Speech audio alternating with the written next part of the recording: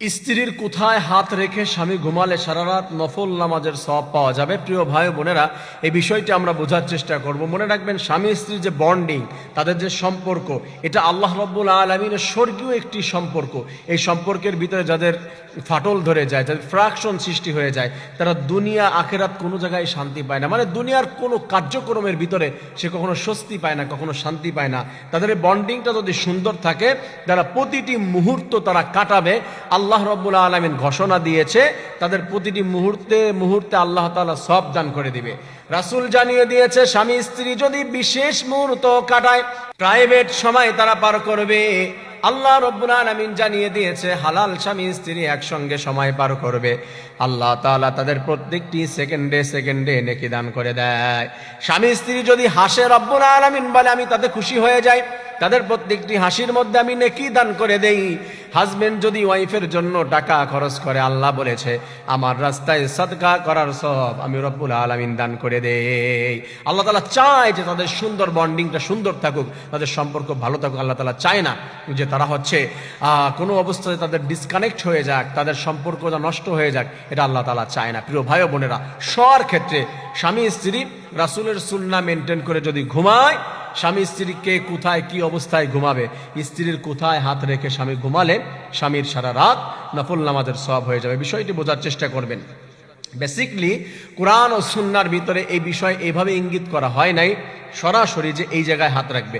হতে পারে স্ত্রী যেখানে হাত রাখলে সে খুশি হয়, তার হাতে হাত রাখলে যদি খুশি হয়, যদি গায়ে হাত রাখলে খুশি হয়, ডানার উপরে হাত রাখলে খুশি হয়, যদি মুখের উপরে বা চুলের উপরে হাত রেখে ঘুমালে, যেইখানে রেখে সে ঘুমালে খুশি হয়, এইভাবে তাকে খুশি করার জন্য সেই জায়গায় হাত রাখবে, সেই অবস্থায় থাকবে। যেমন কুরআনুল কারীমের ভিতরে বলে দেওয়া হয়েছে, ওয়াশিরুহুন্না বিল মারুফ, আল্লাহ বলেছেন তাদের সঙ্গে সুন্দর আচরণ করো, সুন্দর ব্যবহার করো, সুন্দর ভাষায় কথা বলো, ভালোবাসা দিয়ে কার্যক্রম করো। এইখানে যা কিছু হবে আল্লাহর ভালোবাসা অনুযায়ী।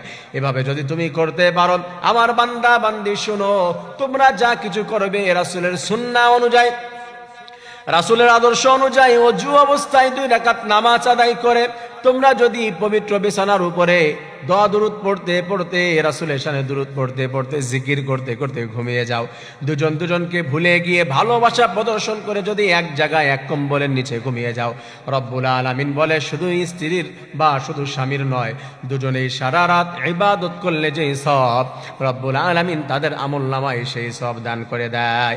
আল্লাহ তাআলা বলে আমি আল্লাহ তাদের জন্য ফেরেশতা নাজিল করে দেই।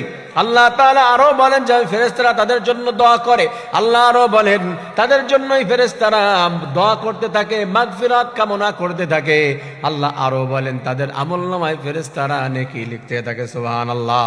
আমার প্রিয় ভাই ও বোনেরা, তার জন্য স্বামী স্ত্রী যে যেমন করে খুশি হয়, আরেকজনের যদি কষ্ট না হয়ে যায়, কোনো ডিস্টার্ব মনে না হয়, তাহলে একজন একজনের প্রতি ভালোবাসা প্রদর্শন করবে। এটার জন্য আমার রব খুশি হয়ে যায় এবং তাদেরকে এটাকে জান্নাতে যাওয়ার কারণ হয়ে দাঁড়াতে পারে।